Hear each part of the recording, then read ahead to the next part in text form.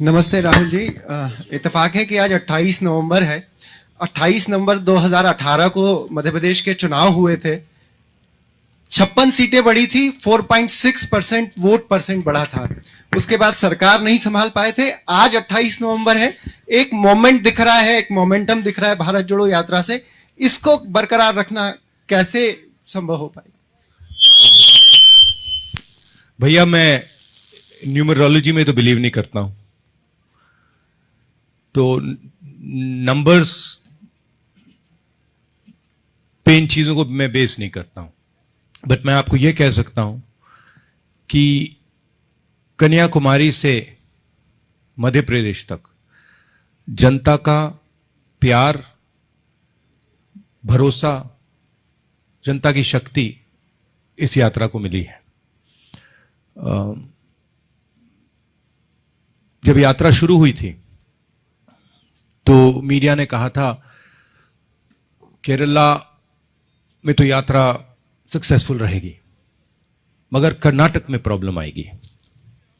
फिर हम कर्नाटक गए, मीडिया ने कहा साउथ इंडिया में तो यात्रा अच्छी चलेगी, मगर साउथ के निकलने में प्रॉब्लम होगी। फिर तेलंगाना, आंध्रा में वही हुआ, वही जो कर्नाटक में हुआ। फिर हम महाराष्ट्र में आए तो फिर मीडिया ने कहा हिंदी बेल्ट में प्रॉब्लम होगी, महाराष्ट्र में हाँ यात्रा बहुत बड़ी हुई, बहुत बढ़िया हुई। अब मध्य प्रदेश में आए, अब मीडिया कह रही है मध्य प्रदेश में बहुत अच्छा रिस्पांस मिला, मगर राजस्थान में प्रॉब्लम होगी। तो देखते जाइए, क्योंकि ये जो यात्रा है ये कांग्रेस पार्टी से अब आगे निकल गई है। ये यात्रा हिंदुस्तान की जो समस्या है, हिंदुस्तान के दिल में, हिंदुस्तान की आत्मा में जो आवाज है, अब ये यात्रा उसको उठा रही है। तो ये कहां पहुंचेगी, कहां नहीं पहुंचेगी, अब कोई नहीं बोल सकता है। धन्यवाद। नई दुनिया से कपिश दुबे, माइक दीजिएगा प्लीज, जल्दी अमरीश। अच्छा, इसमें दूसरी चीज बड़ी इंटरेस्टिंग है, मैं कह रहा हूं और मैं दोहराता जाता हूं कि इस यात्रा में किसी को थकान नहीं हो रही है, किसी को नहीं हो रही है। जो भी चल रहा है, नहीं अजीब सी, आपको अजीब नहीं लगता? तो अजीब सी बात है, इस यात्रा में जो भी चल रहा है, चाहे वो 10 किलोमीटर चल रहा है, 25 किलोमीटर चल रहा है, जो भी जितना भी चल रहा है, थकान किसी को नहीं हो रही है। आज एक लड़की आई मेरे पास और मुझे उसने कहा कि मैं जैसे ही मैंने यात्रा शुरू की, पहले 15 मिनट मैंने सोचा मैं कैसे चल पाऊंगी, और 15-20 मिनट बाद जो भी मेरे माइंड में थकान थी, जो भी डर था, वो निकल गया। तो ये बड़ी इंटरेस्टिंग बात है। नई दुनिया से कपिश दुबे। राहुल जी नमस्कार। इसी महीने सुप्रीम कोर्ट का एक फैसला आया है ईडब्ल्यूएस आरक्षण को लेके। सुप्रीम कोर्ट का एक फैसला है ईडब्ल्यूएस आरक्षण को लेके, जिसमें जो गरीब सवर्ण हैं जिन्हें ईडब्ल्यूएस के तहत आरक्षण दिया जाता है, उसको आगे बढ़ाने पर सहमति दी गई थी। लेकिन कांग्रेस के ही एक नेता हैं जिन्होंने इसके अगेंस्ट में पुनर्विचार याचिका दायर की है। तो आप इस यात्रा में सभी वर्गों को जोड़ने और सभी को समान अधिकार देने की बात कर रहे हैं, तो इस फैसले को लेके आपके क्या विचार हैं? देखिए, मैं इस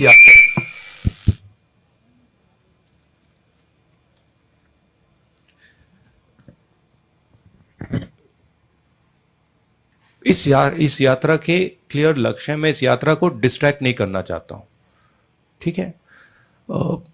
इस यात्रा के पीछे सोच है, सबसे पहले जो हिंदुस्तान में नफरत, हिंसा और डर फैलाया जा रहा है, उसके सामने खड़े होना। और इसका सेंट्रल आइडिया कि जनता की आवाज जो है उसको सुनना सबसे जरूरी चीज है। उसके बाद जो देश में बेरोजगारी, Kamal there some interference taking place here. ये साउंड वाला कौन है? वॉल्यूम का देखो, ये सब मोबाइल बंद कर लें। भैया मोबाइल हटा दी, ऑफ कर दीजिए ऑफ प्लीज। कर दीजिए, उसमें मैसेज जेपी आते जी हैं ऑफ फिर कर उसमें दीजिए आता है। मोबाइल।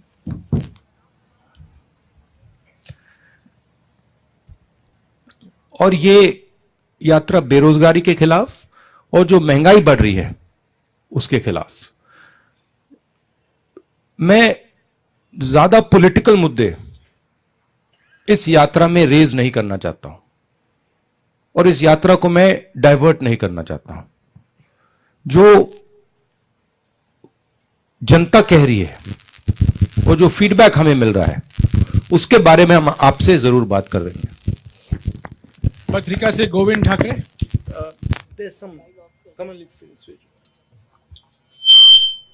नमस्ते राहुल जी।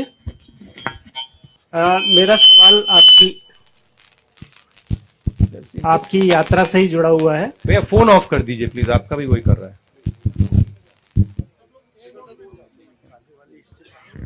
जल्दी जल्दी पूछिए, समय निकल रहा है। जी जी। प्रॉब्लम नहीं। मेरा सवाल यात्रा से ही जुड़ा हुआ है। चूंकि आपने पीछे ब्रांडिंग भी लगाई है लेकिन उसमें कांग्रेस का जो सिंबल है वो नहीं है, तो क्या ये उम्मीद करते हैं आप कि इस यात्रा के माध्यम से वो संगठन, गैर राजनीतिक राजनीतिक संगठन जो आपको 2024 में किसी रूप में आज एक, मैं आपको बताऊं, आज एक आरएसएस के व्यक्ति आए, मुझे उन्होंने कहा मैं आरएसएस का हूं, मैं यहां आपका स्वागत करने आया हूं। मैंने कहा ये जी जी जी। तो मेरा सवाल ये था कि इस यात्रा से आगे आपका जो लक्ष्य है, जिस तरह से रिस्पांस मिल रहा है, तो एक मजबूत प्रतिपक्ष की तरफ आप बढ़ेंगे आगे, ऐसा आप उम्मीद करके चलते हैं या देखिए, भविष्य में? मैं मेरे साइड से ये मेरी जिम्मेदारी है और एक तरह से मेरी तपस्या है, ठीक है। जो तपस्या करता है वो इसलिए तपस्या नहीं, किसी कारण तपस्या नहीं करता है कि मैं वो चाहता हूं या वो चाहता हूं या वो चाहता हूं। मुझे कोई इंटरेस्ट नहीं है। मुझे लगा कि इस देश में जो नफरत और हिंसा फैलाई जा रही है वो इस देश के लिए खतरनाक है, इस देश को नुकसान पहुंचाएगी। और मैंने सोचा कि मेरी जिम्मेदारी क्या है, और मेरे दिमाग में आया कि मेरी जिम्मेदारी है कि मैं इस नफरत के खिलाफ, हिंसा के खिलाफ, डर के खिलाफ कुछ करूं। और ये जो आप देख रहे हैं, ये जो भारत जोड़ो यात्रा है वो ये है। और ये भावना सिर्फ मेरे में नहीं है, ये भावना बहुत सारे लोगों में है, कांग्रेसियों में है, नॉन कांग्रेसियों में है और बीजेपी के लोगों में भी है। बहुत सारे बीजेपी के लोग भी सोचते हैं कि जो देश में हो रहा है वो सही नहीं है। मीडिया के साथ जो हो रहा है, इंस्टीट्यूशंस के साथ जो हो रहा है, और जनता के साथ, गरीबों के साथ, किसानों के साथ, मजदूरों के साथ जो हो रहा है, जो कॉन्सेंट्रेशन ऑफ वेल्थ हो रहा है, भयंकर कॉन्सेंट्रेशन ऑफ वेल्थ हो रहा है, इसके खिलाफ बहुत सारे लोग हैं। मगर कुछ सोच कर नहीं किया मैंने कि इससे यह फायदा मिलेगा या यह फायदा मिलेगा। इससे मुझे कुछ ना मिले तब भी यह मेरी जिम्मेदारी है और इसको मैं करूंगा, पूरा करूंगा। धन्यवाद। दैनिक दोपहर से नवनीत शुक्ला, जल्दी दीजिएगा प्लीज। धन्यवाद। राहुल जी, मेरा एक बहुत छोटा सा सवाल है कि जिन लोगों ने कांग्रेस की सरकार पिछली बार गिरा दी, क्या उनके लिए अभी भी कांग्रेस के दरवाजे यथावत खुले रहेंगे या नहीं? ये सवाल आपको कांग्रेस प्रेसिडेंट और जो कांग्रेस की मध्य प्रदेश की लीडरशिप है उनसे पूछना चाहिए। मेरा ओपिनियन है, अगर वो लोग खरीदे गए हैं, पैसे से खरीदे गए हैं, तो उन पे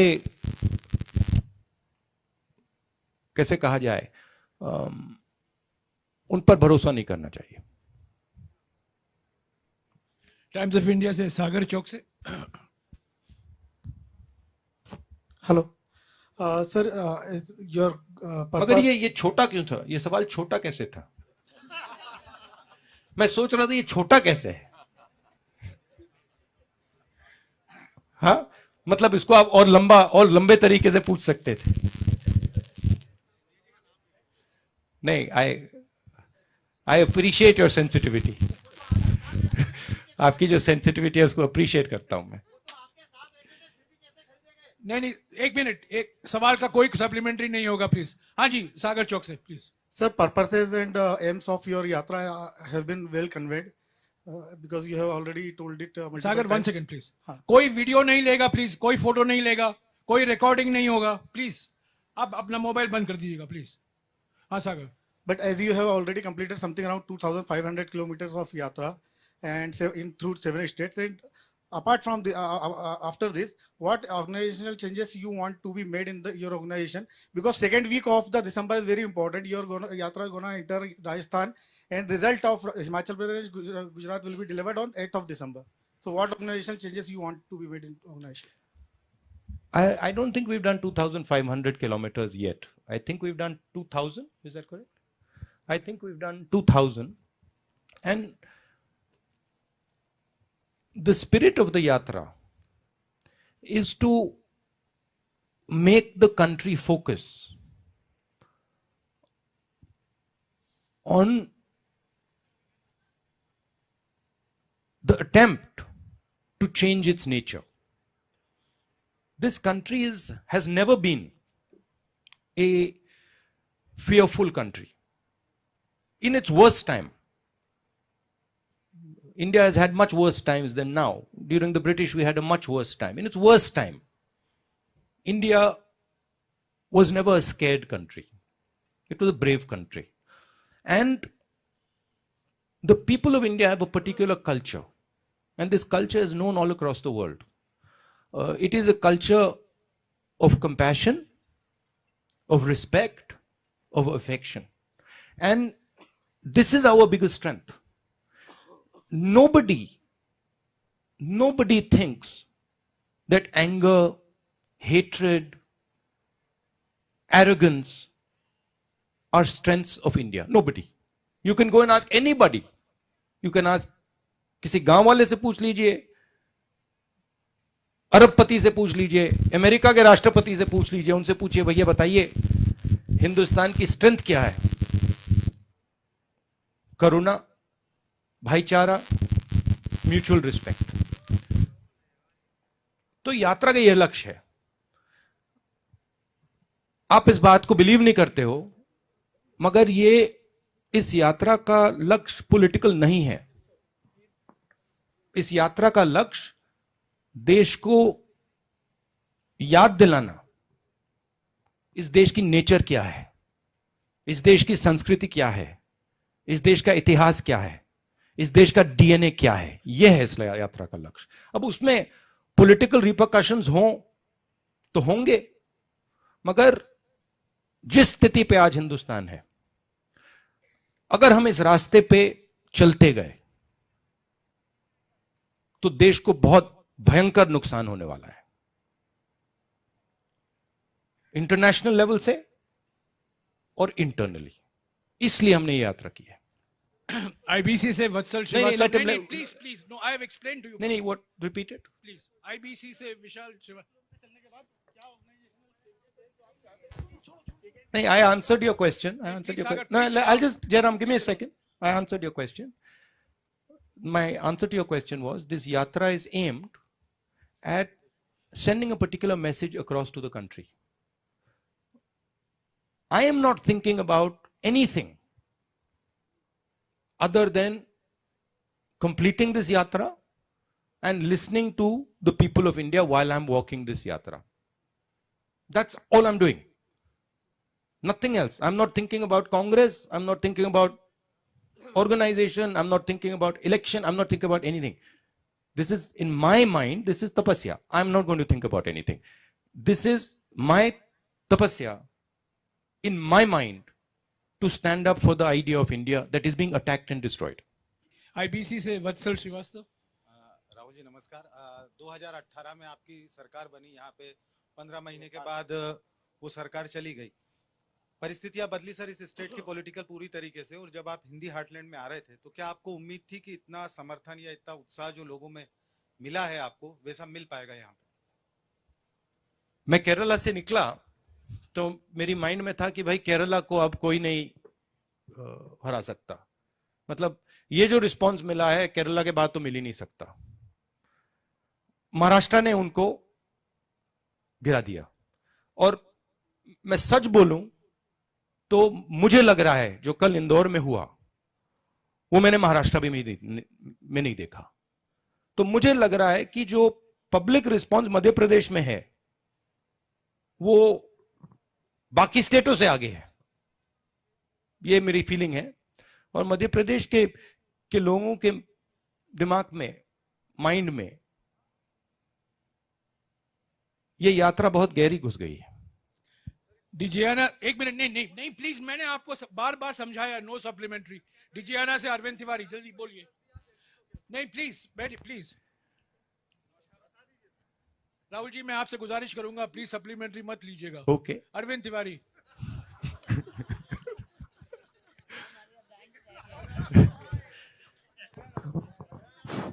नमस्कार राहुल जी। मैं सुन लेता हूं, लोगों की बात सुन लेता हूं, मेरा नेचर है। मध्य प्रदेश 7वां राज्य है जहां आप हैं, मगर अगर करना जरूरी होता तो कर भी देता हूं। मध्य प्रदेश 7वां राज्य है जहां आप अभी हैं, और लगभग 2015 किलोमीटर की यात्रा आप कर चुके। 2000 इंदौर में थे आप और 15 किलोमीटर आज यात्रा। इस पूरी यात्रा का सबसे सुखद क्षण कौन सा है? क्या आप वो हमसे शेयर करेंगे? इस पूरी यात्रा का सबसे सुखद क्षण। बहुत सारे क्षण हैं।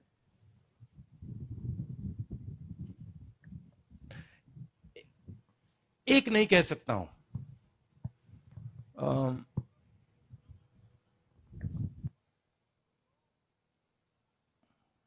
ऐसी यात्रा पे कोई निकलता है, मैंने ये पहले कभी नहीं की थी।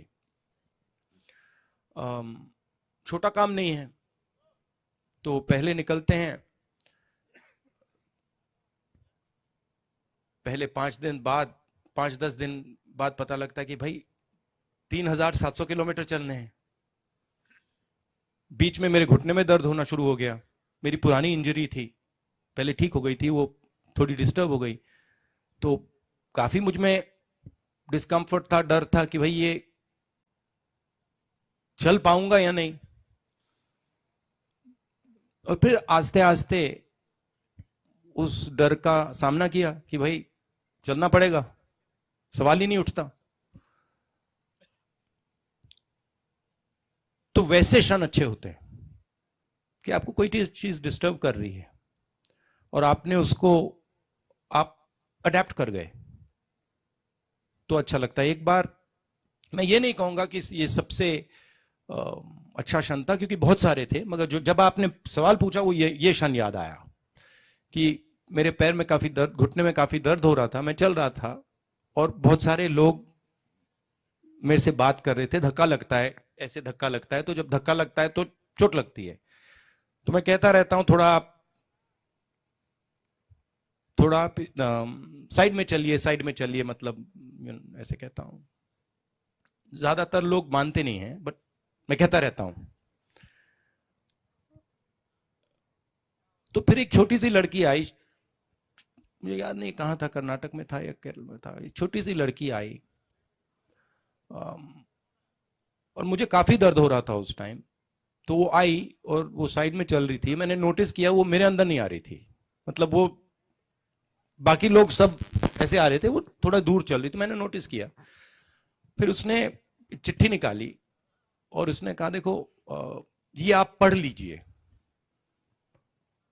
तो जैसे मैंने पढ़ना शुरू किया, उसने कहा नहीं नहीं नहीं आप अभी मत पढ़िए, अभी आप चल रहे हैं, ये आप बाद में पढ़ना।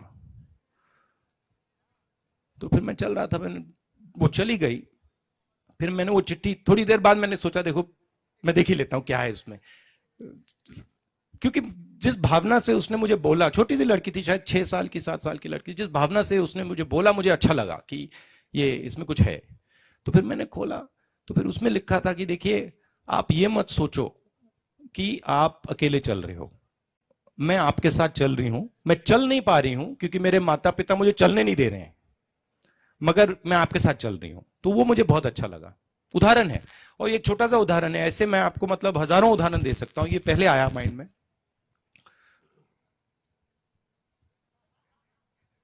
राहुल जी अलग से उदाहरण बाद में दीजिएगा क्योंकि 10 मिनट बाकी यस है। Yes yes yes Madhya Pradesh news से महेंद्र संगेरा। राहुल जी इसके बारे में एक किताब लिखेंगे, वो सब उदाहरण नहीं, मैं आपको बड़ी इंटरेस्टिंग बात बताता हूं। जैसे यात्रा में क्या क्या हो रहा है, मैं दो तीन चीजें आपको बताता हूं जयराम जी, आपकी परमिशन से। तो एक तो चल रहे हैं, और जैसे मैंने आपको कहा किसी का दर्द होता है तो उसका सामना करना पड़ता है। दूसरी बड़ी इंटरेस्टिंग बात होती है कि पेशेंस जो होती है वो ड्रामेटिकली इंक्रीज हो रही है। कि अगर मैं पहले 1-2 घंटे में इरिटेट हो जाता था, अब मैं 8 घंटे में इरिटेट नहीं होता हूं। नहीं, आप हंस रहे हो, मगर ये बहुत बड़ी इंटरेस्टिंग चीज है। क्योंकि अब मुझे यहां धक्का लग जाए, पीछे से खींच लिया, मुझे कुछ फर्क नहीं पड़ता। तो ये दूसरी बड़ी इंटरेस्टिंग चीज है कि जो पेशेंस है वो बढ़ रही है। और तीसरी बात है कि सुनने का तरीका बदल गया है। तो अब अगर कोई व्यक्ति आता है, जिस प्रकार से मैं उसकी आवाज को सुनता हूं उसका नेचर बदल गया है। मैं ज्यादा उसकी ओर से आवाज को सुनता हूं, मैं अपनी ओर से नहीं, मैं यहां से नहीं देखता हूं, मैं उधर से देखता हूं। तो ये मुझे लग रहा है काफी फायदेमंद चीजें हैं। हाँ राहुल जी, मेरा सवाल ये था कि आपने 2 इश्यूज को रेस किया है भारत जोड़ो यात्रा के दौरान, महंगाई और बेरोजगारी। तो बेरोजगारी के मामले में जब हम देखते हैं तो प्राइम मिनिस्टर कहते हैं कि आत्मनिर्भर भारत हो रहा है, प्राइम मिनिस्टर कहते हैं कि एंटरप्रेन्योरशिप को हम बढ़ावा दे रहे हैं। यदि कांग्रेस के पास एक अवसर दिया जनता ने तो ऐसा कौन सा फॉर्मूला होगा कि इस बेरोजगारी को दूर करने के लिए आप उसको लागू करेंगे ताकि सही मायनों में आज का जो युवा है, जो भटक रहा है, जो नौजवान है, उसको रोजगार मिल पाए? क्या फॉर्मूला कांग्रेस के पास है? सबसे पहले ये जो बेरोजगारी है, इसका सबसे बड़ा कारण कंसंट्रेशन ऑफ वेल्थ, कि 3-4 लोगों के हाथ आपने हिंदुस्तान का पूरा धन डाल दिया है। जो भी वो करना चाहते हैं, जो भी बिजनेस वो चाहते हैं, वो कर सकते हैं। और हर इंडस्ट्री में वो एक के बाद एक मोनोपोलीज क्रिएट कर रहे हैं। आप हिंदुस्तान के सब इंडस्ट्रीज देख लीजिए, आपको मोनोपोली दिखेगी। टेलीकॉम, रिटेल, इंफ्रास्ट्रक्चर, सब जगह, एयरपोर्ट, स्पोर्ट्स, सब में आपको मोनोपोली दिखेगी। मोनोपोली का क्या मतलब है? मोनोपोली का मतलब है जो स्मॉल एंड मीडियम बिजनेसेस हैं, जो ग्रो कर सकते हैं, उनको आपने खत्म कर दिया। तो जो ग्रोथ पोटेंशियल है, ग्रोथ पोटेंशियल स्मॉल और मीडियम में है, ग्रोथ पोटेंशियल लार्ज में नहीं है। साइज लार्ज में है but growth potential small and medium है, उसको आपने खत्म कर दिया है। और ये आप किसी भी स्मॉल एंड मीडियम बिजनेसमैन से पूछ लीजिए, जीएसटी और नोटबंदी ने क्या किया वो बता देंगे आपको। तो सबसे पहले जो ग्रोथ पोटेंशियल देते हैं उन पर फोकस करना जरूरी है।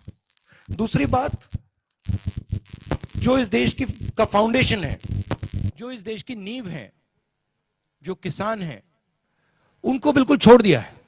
उनको कोई सपोर्ट ही नहीं दे रहे हैं। वो दिन भर चिल्ला रहे हैं, उनको बीमा का पैसा नहीं मिलता, उनको सही दाम नहीं मिलता, उनको खाद की प्राइसेस बढ़ती जा रही है, खाद मिलता भी नहीं है। तो ये जो बेसिक स्ट्रक्चर है, इसको डेवलप करना और इसकी रक्षा करना।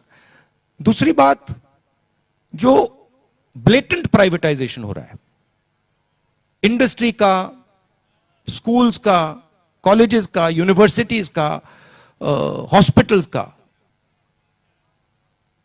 हमारी सोच इसके बारे में फर्क है। हम चाहते हैं कि एजुकेशन और हेल्थ केयर में सरकार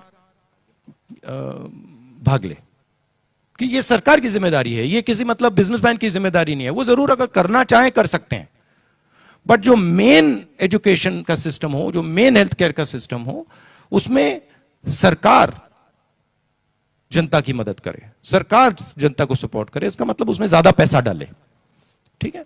तो ये बेसिक फर्क है। बट मेन फर्क, हिंदुस्तान को चलाना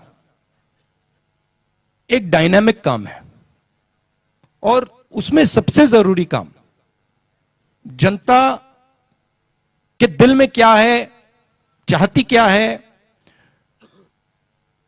उस आवाज को सुनना। तो आप अगर जनता की आवाज को सुनोगे तो आपको इंडिकेशन मिल जाएगा। जैसे मुझे याद है यूपीए की सरकार थी, हमने मनरेगा किया और मजदूरों की मदद की, और 1-2 साल बाद हमारे पास किसान आए और उन्होंने बहुत अच्छी तरह हमें समझाया कि देखिए, आपने मजदूरों की मदद की, उनका रेट बढ़ गया, हमारा कॉम्पनसेशन क्या है, हमें भी कॉम्पनसेशन मिलना चाहिए। और जैसे ही उन्होंने ये रैशनल बात हमें बताई, हमने उसको एक्सेप्ट किया और हमने कर्जा माफ किया। तो मेरा कहना है कि ये देश डायनामिक देश है, इसको आप किसी रिजिड स्ट्रक्चर के साथ नहीं चला सकते। और बीजेपी इस देश की आवाज नहीं सुन रही, आरएसएस बीजेपी इस देश की आवाज नहीं सुन रही है, और वो रिजिड तरीके से देश को चला रहे हैं। उनके जो आइडिया है, उनकी जो सोच है, उससे वो चला रहे हैं। देश हिंदुस्तान की सोच से चलना चाहिए, सरकार की सोच से नहीं चलना चाहिए। इसलिए जैसे मैंने जयराम रमेश जी ने मुझे डायरेक्शन दिया, मुझे एडवाइस दी, मैंने सुना। नहीं, बहुत जरूरी बात है, बहुत जरूरी बात है। और मैं सिर्फ जयराम रमेश जी की बात नहीं कर रहा हूं, जो भी मुझे कुछ कहता है मैं सुनता हूं, कहता हूं ठीक है, इसमें लॉजिक है तो करना चाहिए। Thank you. आपने कहा मैडम प्लीज मैं मौका दूंगा, आप बैठे रहिए प्लीज। मैं नियम अनुसार ये प्रेस कॉन्फ्रेंस चला रहा हूं, सबको मौका दे रहा हूं। राहुल जी विस्तार से जवाब दे रहे हैं, मैं उनसे रिक्वेस्ट करूंगा राहुल जी आपकी अनुमति से इस प्रेस कॉन्फ्रेंस को और 5-7 मिनट और बढ़ा दें, क्योंकि 8-9 और सवाल पूछने वाले हैं। जल्दी से जल्द अगर आपके जवाब संक्षिप्त में होंगे तो 3 सवाल ले लीजिए। ठीक है। पीटीआई से मनीष श्रीवास्तव। देखिए कांग्रेस पार्टी का कॉम्प्रोमाइज देखा आपने?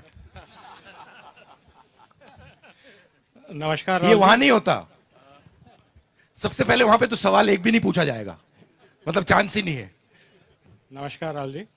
राहुल जी, मैं आपसे पूछना चाहता हूं कि आपको भी पता है, अगर मैं कुछ नई बात नहीं कह रहा हूं, कि दिल्ली पे सत्ता का रास्ता जो है वो उत्तर प्रदेश होके जाता है, और मोदी जी भी इस बात को समझे और वो वाराणसी गए चुनाव लड़ने और वहां से कंसोलिडेट की पोजीशन और वहां पहुंचे। My question is, if given an opportunity, will you be contesting again from Amethi? See, once again, these are all attempts to distract from the main idea. You want the newspapers tomorrow to say, either Rahul Gandhi contests from Amethi or Rahul Gandhi does not contest from Amethi. I want the newspapers to say, Bharat Jodo Yatra, the ideas of Bharat Jodo Yatra, the philosophy behind Bharat Jodo Yatra. So, the answer to your question will come maybe in a year or year and a half. Madhya Pradesh स्थित पत्रकारों से मैंने 10 सवाल लिए हैं, माफ कीजिएगा और 2-3 सवाल नहीं ले सकता हूं। मैं अभी दिल्ली स्थित पत्रकारों से सवाल लूंगा। राहुल जी ने वादा किया था न्यूज़ 24 को कि तेलंगाना में आए थे, उनको मौका नहीं मिला। रमन झा, आपको कहा था राहुल जी ने कि आप यहां पूछ सकते हैं। मैडम प्लीज बैठ जाइए प्लीज, इसके बाद पूछेगा प्लीज। अगर आपको सवाल पूछना है चलिए राहुल जी के साथ, दोपहर को चलिए उनके साथ। अच्छा, आपका प्रॉमिस किया था मैंने, फुलफिल हो गया? राहुल जी, यात्रा 5 तारीख को राजस्थान पहुंचेगी और राजस्थान में जो राजनीतिक हालात है वो आपसे भी वाकिफ है, आप भी वाकिफ हैं उससे। जिस तरीके से अशोक गहलोत ने सचिन पायलट को गद्दार कहा, क्या आप भी मानते हैं कि इस बात को, क्या उन्होंने गद्दारी की है? देखिए, मैं इसमें जाना नहीं चाहता हूं कि किसने क्या कहा, ठीक है।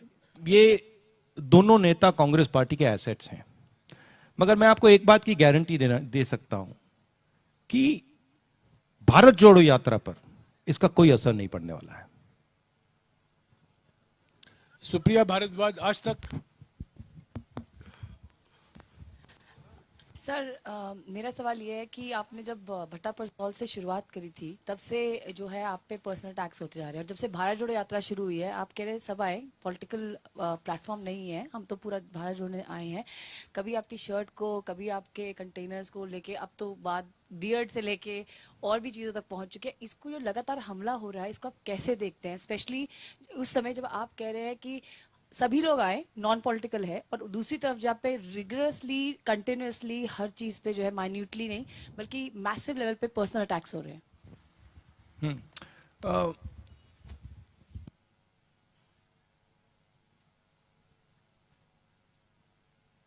बीजेपी की प्रॉब्लम क्या है मैं आपको बता देता हूं। प्रॉब्लम यह है, और इस यात्रा ने इसको मैं कह सकता हूं छोटी तरीके से दिखाया है, बड़ी तरीके से नहीं दिखाया, छोटी तरीके से दिखाया, क्योंकि मैंने शुरुआत की है। बीजेपी का प्रॉब्लम है कि उन्होंने हजारों करोड़ रुपए मेरी इमेज को खराब करने में लगा दिए हैं, और मेरी एक यहां पे उन्होंने इमेज बना दी है। अब लोग सोचते हैं कि ये मेरे लिए नुकसानदायक है, मगर एक्चुअली ये मेरे लिए फायदेमंद है। क्यों? क्योंकि सच्चाई मेरे हाथ में है, और सच्चाई को छुपाया नहीं जा सकता है। तो जितना पैसा ये मेरी इमेज को खराब करने में डालेंगे, उतनी शक्ति वो मुझे दे रहे हैं, उतना मैन्यूवरिंग रूम वो मुझे दे रहे हैं। आप देखना, क्योंकि सच्चाई को छुपाया नहीं जा सकता, दबाया नहीं जा सकता है। और जहां तक पर्सनल टैक्स की बात है, पर्सनल अटैक्स इसलिए आते हैं क्योंकि व्यक्ति राजनीतिक पोजीशन लेता है। अगर आप बड़ी शक्तियों से लड़ोगे तो पर्सनल अटैक आएगा। अगर आप किसी शक्ति से लड़ नहीं रहे हो, अगर आप ऐसी फ्लोट कर रहे हो, तो पर्सनल अटैक नहीं आएगा। तो मैं जानता हूं जब मेरे पर पर्सनल अटैक आता है तो मैं सही काम कर रहा हूं, मैं सही डायरेक्शन पे चल रहा हूं। तो एक तरीके से ये जो पर्सनल अटैक होती है, ये जो पैसा बीजेपी मेरे इमेज को खराब करने में डालती है, ये एक प्रकार से मेरा गुरु है। ये मुझे सिखाता है कि भैया इधर जाना है, इधर नहीं जाना, उधर जाना है। क्योंकि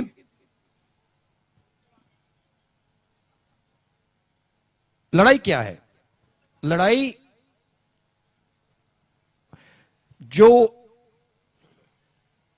आपके सामने खड़ा है, लड़ाई उसकी सोच को गहराई से समझने की है। ठीक है? और मैं आस्ते आस्ते आस्ते आस्ते आस्ते आस्ते आरएसएस और बीजेपी की सोच को बहुत गहराई से समझ लगा हूं। तो लड़ाई में मैं आगे बढ़ रहा हूं, और अगर आगे बढ़ रहा हूं तो सब कुछ ठीक है। Mohit Dubey, News Nation. Hello Rahul ji, Mohit Dubey News Nation से हूं। लगातार आप कह रहे हैं कि भारत जोड़ो यात्रा के माध्यम से हम नफरत खत्म करेंगे, संविधान बचाओ की बात कर रहे हैं, लेकिन वही भारतीय जनता पार्टी लगातार कॉमनवेल्थ कोड की बात कर रही है। आप कह रहे हैं कि हम एकता की बात कर रहे हैं, अनेकता की बात कर रहे हैं। वो कॉमनवेल्थ कोड गुजरात विधानसभा चुनाव में लेकर आ रहे हैं, इससे पहले उत्तराखंड विधानसभा चुनाव में लेकर आए। कितना बड़ा असर पड़ेगा आने वाले वक्त में? उनको जो करना है उनको करना है, हमें जो करना है हमें करना है। हमारा डायरेक्शन क्लियर है, उनका डायरेक्शन क्लियर है। हम जानते हैं हमें क्या करना है, किन किन लोगों की मदद करनी है, किन की रक्षा करनी है, हम जानते हैं। ठीक है? और हम अपना काम कर रहे हैं। सिद्धार्थ शर्मा, ANI। सर, आप तमिलनाडु से शुरुआत करी और आप मध्य प्रदेश तक आगे, लगभग काफी लंबा यात्रा का आपने तय कर ली है। सेंस क्या लगी है आपको इस यात्रा से? राहुल गांधी ने क्या जो है सोच आपको मिली है लोगों की? क्योंकि जब से आपने भाई साहब, राहुल गांधी को मैंने बहुत सालों पहले छोड़ दिया है। सर, मेरा सवाल ये है कि इस मास कनेक्ट प्रोग्राम, राहुल गांधी आपके दिमाग में है, मेरे दिमाग में है ही नहीं। बात समझो सर। Try and understand. आप अपने देश की, ये देखो ताली बज रही है, समझ गए आप? समझ गए? एक बंदा समझ गया। सर, आपकी देश की फिलॉसफी यही है, इसको समझो आप, फायदा होगा। सर सवाल यही है कि जो आपका सिद्धार्थ, आपका जवाब मिल गया। आपका जवाब मिल गया। सवाल तो पूछ ही नहीं पाया था। नहीं, सवाल हो गया। सोहेल हमीद, ये जो मास कनेक्ट प्रोग्राम है, ये आपको बहुत पहले नहीं शुरू कर देना चाहिए था? चीजें समय से ही होती हैं। जब टाइम आता है तो बात बनती है, उससे पहले नहीं होता।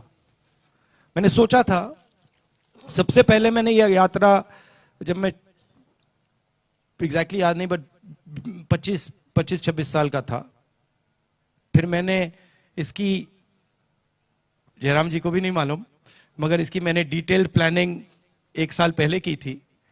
और फिर कोरोना के कारण किसी और कारण नहीं हुआ। इस यात्रा के लिए सबसे अच्छा समय अभी है। आखिरी सवाल सोहेल हमीद, दैनिक हिंदुस्तान।